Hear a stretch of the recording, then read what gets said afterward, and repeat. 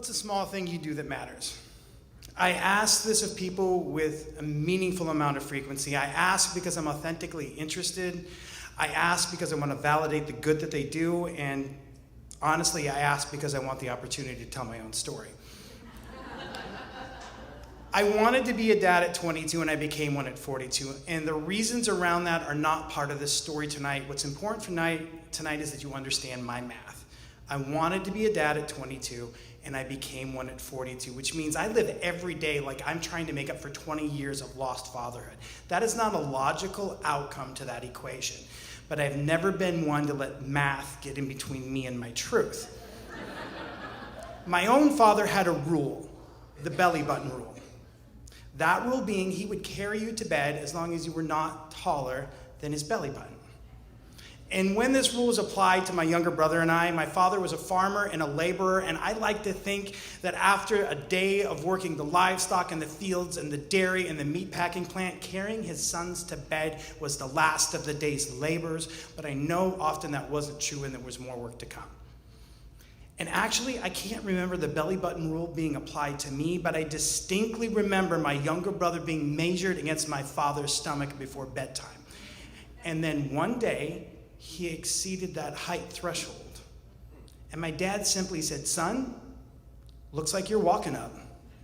And my brother did, without question, without protest, just accepting this rite of passage, ascending something far more significant than just that set of stairs.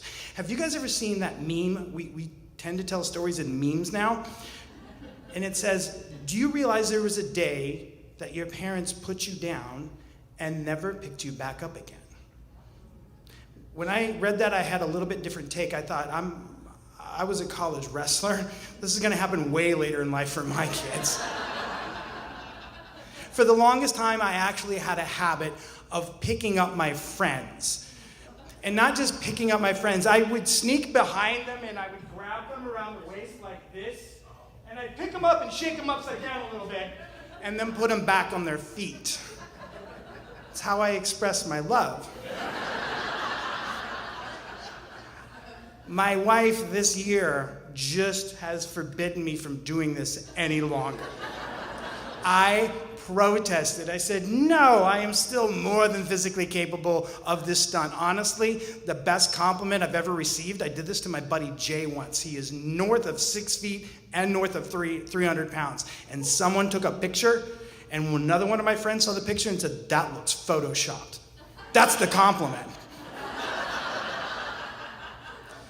But anyway, my wife said, "I can't do this anymore." And I said, "I can still do this." And she said, "No, it's not about you. Your friends are all getting old too.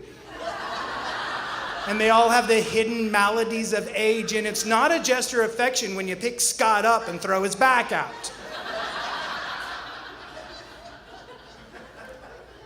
What's a small thing you do every day that matters? Ezra, my 6-year-old, is his own boy. He is a runner and an artist and a swimmer, and I am none of these things. The path to his heart is loud and wide and free of obstacles, and he gets all of these from his mom, and I love them both more for its manifestation in my firstborn. Ezra, hoisting people is not in his nature. He did not get that line of genetic code from his father. He only recently realized he can pick up Jack, our 2-year-old, and then he'll do so awkwardly like, I guess I can do this. But every day, Ezra asks me to pick him up, and I do, and it matters. This happens most often at bedtime. There is no belly button rule in my house, and there never will be. So I will say, "Ezra, time for bed." And he'll go, "Dad, will you pick me up?" And I say, "Yes." And then he goes, "Will you carry me upside down?" He has no idea of my affinity to turn what I love topsy-turvy, but I do it. When he was 4, I was carrying him upstairs, and I said, "Ezra, what are we going to do when you are too big for me to carry?" And unknowingly, I asked a loaded question. At 49 years old, with a 6-year-old and a 2-year-old, I am the definition of old dad. Ezra recently, while he was brushing his teeth, said, "Dad, did you know you're way older than all my friends' dads?" And I said, "Yeah, does that bother you?" And he goes, "No, I think it's awesome. You're going to be the first dad to turn 100.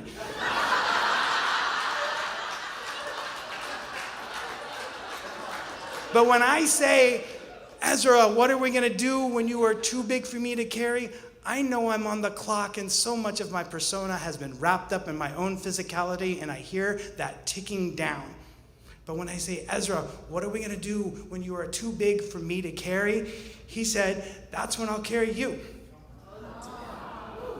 I have never been more certain we were raising a good one. Dad, that's when I'll carry you, because I know right now I pick him up with ease and with joy, and someday roles are going to switch. And I know that I can't expect my son to pick me up with ease and joy. When that dynamic flips from father and son, it is not about ease and joy, but I know he will. Because the path to his heart is loud and wide and free of obstacles, and he got that from his mom.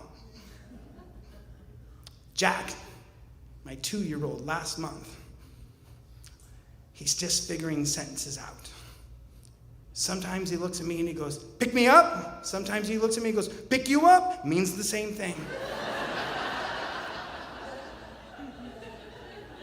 But it was bedtime, and I said, Jack, bedtime, and he goes, pick me up? And I said, yes. And then he goes, carry me upside down?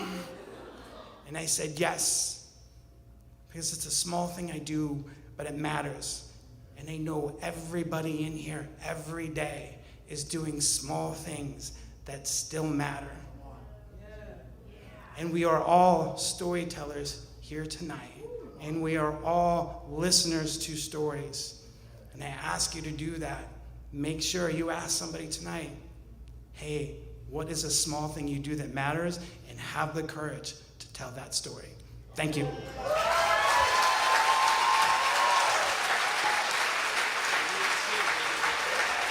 Sam Stecher, one more round of applause, please.